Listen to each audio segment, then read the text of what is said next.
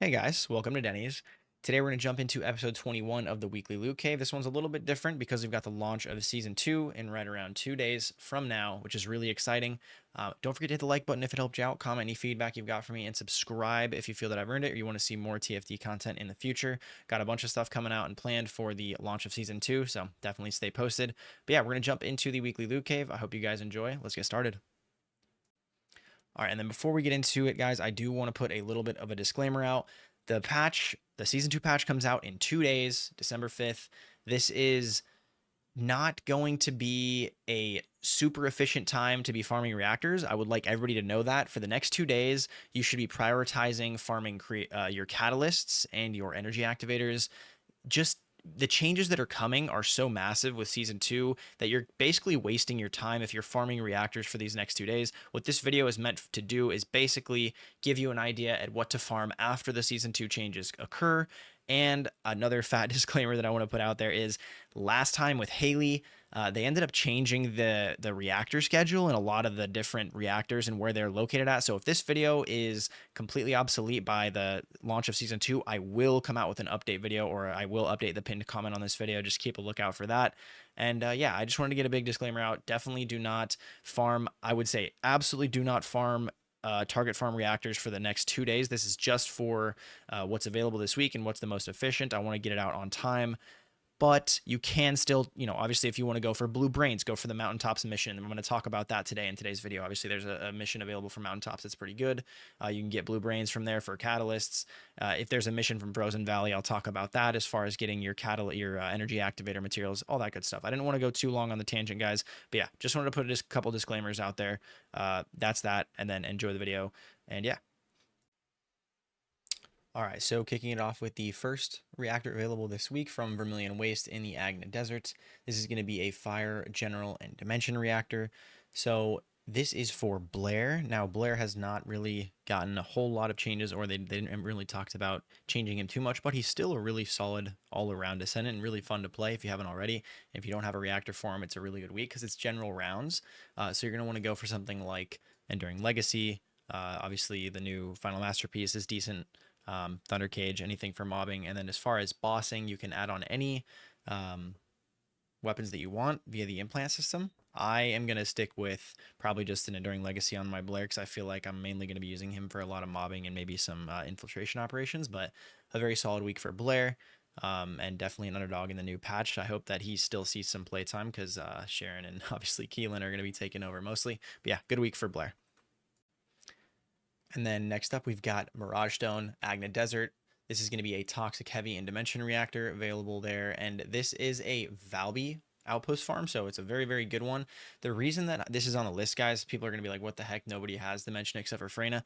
Now, last time what happened with Haley when they released her is they actually changed a few of the reactor schedules to basically match her like singular, her like chill and singular. So this is extremely speculation, but I'm hoping that one of the toxic farms this week is going to be for Keelan or change to Keelan because he's fusion and singular, if you guys didn't already know.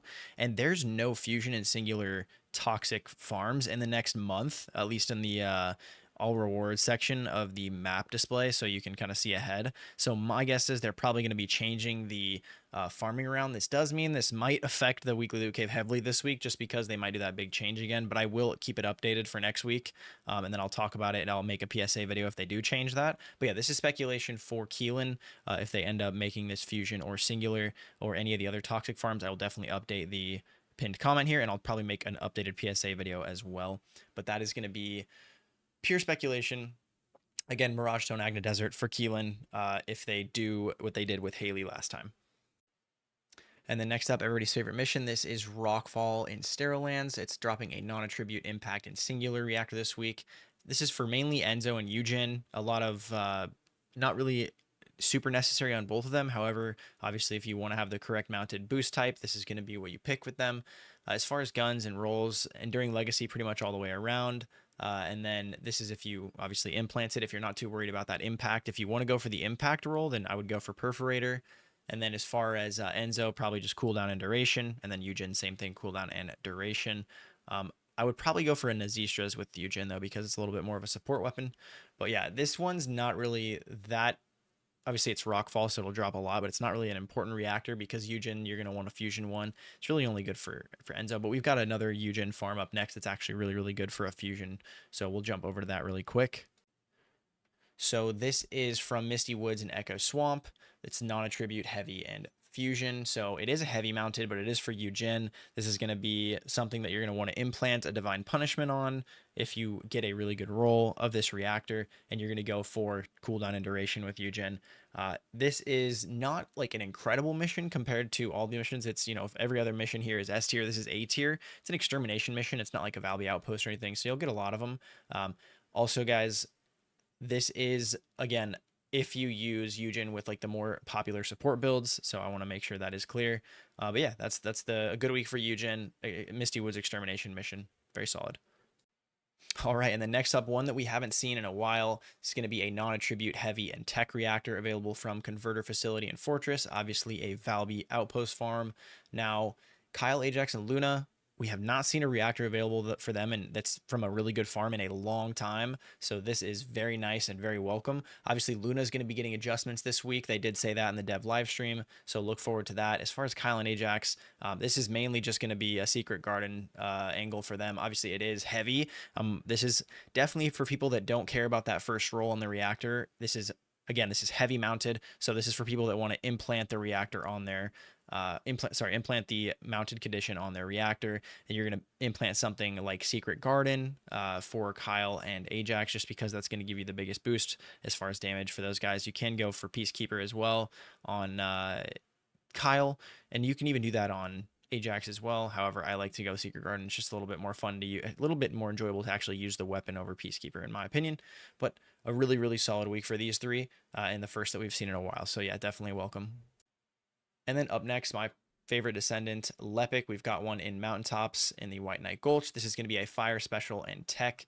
So this is for Esiemo and Lepic, excuse me. This is going to be Secret Garden mounted if you want to grab that, but you're going to look for an impact mounted one for Lepic bossing, obviously. If you want more info on Lepic bossing, you can check my Lepic bossing guide. And then as far as Esiemo, you're just going for the Secret Garden, and that's really all you need because you're just spamming your abilities with Esiemo. As far as rolls, you're always going to go for Colossus damage and crit damage if you can on Lepic, but you can change that crit to tech boost. And then for Esiemo, just, fire boost, tech boost, not a bad choice at all. You can get some range in there if you want, or some extra cooldown, but you don't really need it. So yeah, but yeah, my favorite Descendant, Lepic, will probably be my favorite Descendant for a while, unless Keelan ends up being extremely fun and really bursty. We're gonna have to wait and see. Still looking like a Lepic angle for me, but yeah, solid week for Lepic and Esiemo. One that we haven't really had in a minute. We did have one last week, but it wasn't like the most efficient mission, so definitely happy that we've got the Blue Brains mission this week. And this mission does drop Blue Brains, so if you guys are looking for something to do for the next 2 days until the season does come out, I would farm this one because it's going to give you some good Lepic One Esiemo reactors, as well as those Blue Brains, which are basically the most important material and the most needed material in my experience. The one that I run out of the most is definitely Blue Brains for the catalysts. So yeah, definitely a solid week for this. And then the last singular reactor we're going to talk about, or not singular, but the last single reactor we're going to talk about is the Shipment Base, White Knight Gulch, Non-Attribute General, and Dimension Reactor. Again, we have not had a reactor for Jayber, Valby, and Gley in a long time. This is going to be for them. We have had a farm for them. We just haven't had one that's super efficient. So this is going to be for them. Now, as far as Jayber, Valby, and Gley, obviously Jayber was noted in the dev livestream as somebody who's going to be receiving changes in the upcoming patch. So that's pretty exciting.